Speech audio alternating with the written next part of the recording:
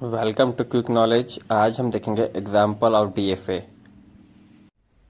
Design a DFA over summation a comma b such that every string accepted must contain substring double a और double b। तो आइए चलिए इसके लिए देखते हैं किस तरह से DFA डिजाइन किया जा सकता है। तो क्वेश्चन में बोला जा रहा है कि आपको सबस्ट्रिंग डबल ए और डबल बी कंटेन करता है। तो हमारा DFA वो सारी स्ट्रिंग्स को एक्सेप्ट करे जो इन सबस्ट्रिंग्स को कंटेन करती हों। ठीक है ना। तो इसके लिए सबसे पहले हम लैंग्वेज डिजाइन करते हैं। तो आइए देखते हैं लैंग्वेज किस तरह से बनेगी इसकी। L equals to double A comma double B triple A B triple A B etcetera, ये सारी स्ट्रिंग क्योंकि इन सभी में हमारे पास डबल ए या फिर डबल बी आ रहा है तो इस डीएफए में एक्सेप्टेबल होंगी। तो हम सबसे पहले शुरुआत करेंगे सबसे छोटी स्ट्रिंग के लिए जो कि डबल ए है और डबल बी, क्योंकि दोनों के लिए हमारे पास कंडीशन दे रखी है और बोला जा रहा है डबल ए और डबल बी। तो देखते हैं चलिए। तो इनिशियल स्टेट हमारे पास Q0 हो गई है। देखिए यहाँ पर हमने Q0 को डिजाइन कर लिया है। तब Q0 के बाद हमारे पास दो इनपुट्स हैं, या तो आप ए लेके जा सकते हैं या आप बी लेके। तो हमने ए लेकर, देखिए ए लेकर हम कहाँ पहुंच गए, एक स्टेट Q1 पर पहुंच चुके हैं हम। ठीक है, Q1 पे पहुंचने के बाद हमने देखा कि हमारे पास अगली स्टेट आएगी कहाँ, Q2, जो कि एक और ए लेके पहुंचना है हमें, क्योंकि सबसे छोटी स्ट्रिंग हमको बोली जा रही है डबल ए। तो हमने उसको मान लिया कि ये हमारी एक फाइनल स्टेट है जो कि डबल ए लेके जा रही है। नाउ आगे हम बात करते हैं दूसरा इनपुट की। जब बात की जा रही है, दूसरा इनपुट है हमारे पास बी, क्योंकि और कंडीशन दे रखी है तो हमको दोनों कंडीशन को चेक करना पड़ेगा। तो यहाँ पे हमारे पास अगली स्टेट आती है Q3। ठीक है, Q3 की अगर हम बात कर रहे हैं तो Q3 पे देखिए हमने करा ट्रांजेक्शन। अब आगे देखते हैं, एक और भी आता है तो मुझे क्या करना है। ठीक है, दूसरा भी आता है तो भी मुझे कहाँ जाना है, फाइनल स्टेट पे पहुंचना है। तो मैं एक और बी के साथ फिर फाइनल स्टेट पहुंच गया। तो ये तो बन गया हमारा बेसिक डबल ए और डबल बी के लिए एक सिंपल सा डीएफए। अब हम बात करते हैं बची हुई स्ट्रिंग्स के लिए, जो इसके अलावा और स्ट्रिंग्स आ सकती है, उनका क्या किया जाए। ठीक है ना। यहाँ पे सबस्ट्रिंग की बात की जा रही है तो नेचुरल सी बात है, कोई डेड स्टेट नहीं आने वाली है। ठीक है ना। तो सबस्ट्रिंग इसके लिए अब अगला ट्रांजेक्शन होगा। देखिए Q0 ने ए पे रिस्पॉन्ड कर दिया, Q0 ने बी पे रिस्पॉन्ड कर दिया है। ठीक है ना।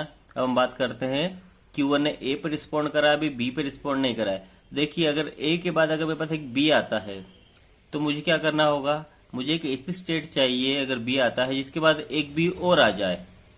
कहने का मतलब अगर ए आया है मेरे पास, उस ए के बाद एक बी आता है, तो मेरे पास अगर एक बी के बाद एक बी और आ जाता है तो मेरी स्ट्रिंग एक्सेप्टेबल होगी। ठीक है ना। इसी की बात की जा रही है।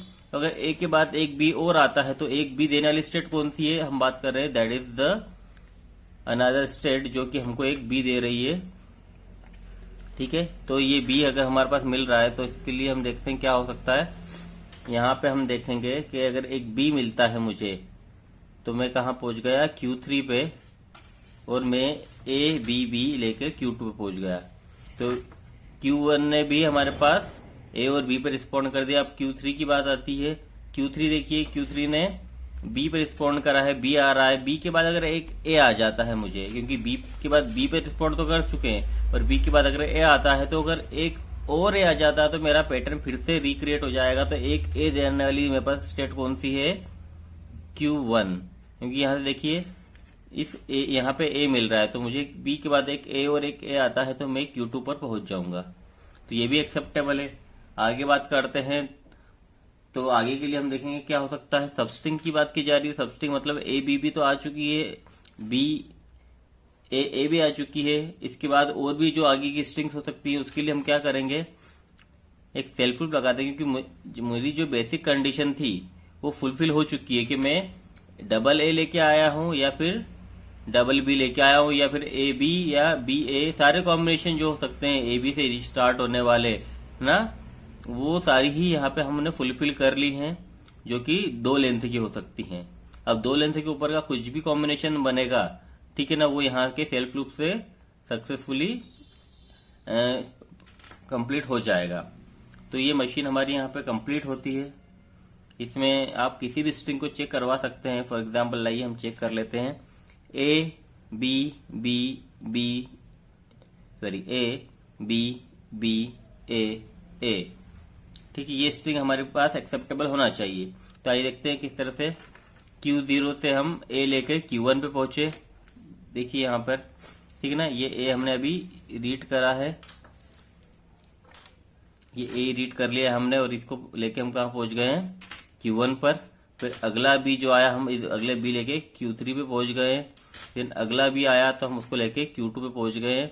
हमारी फाइनल स्टेट आ चुकी है।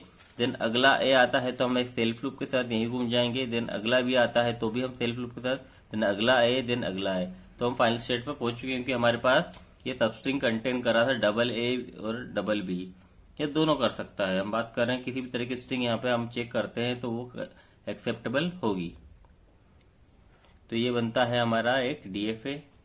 आप किसी भी स्ट्रिंग को चेक कर सकते हैं इसमें अपने खुद से। Thank you.